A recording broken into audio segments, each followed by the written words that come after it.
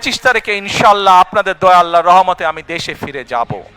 দেশে ফিরেছেন বিএনপির ভারপ্রাপ্ত চেয়ারম্যান তারেক রহমান। কিছুক্ষণের মধ্যে ঢাকার হযরত শাহজালাল আন্তর্জাতিক বিমানবন্দরে অবতরণ করবে তাকে বহনকারী বিমানটি।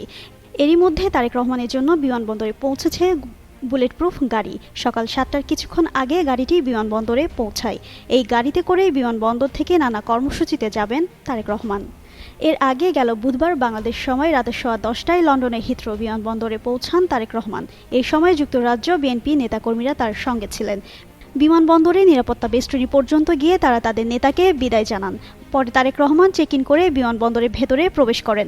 রাত 12টার দিকে তাকে বহনকারী ফ্লাইটটি ঢাকার পথে রওনা হয়। তার সঙ্গে স্ত্রী জুবাইদা রহমান ও মেয়ে ব্যারিস্টার জাইমা রহমান রয়েছেন। এছাড়া দলের প্রায় 50 নেতাকর্মী একই ফ্লাইটে বাংলাদেশে আসছেন।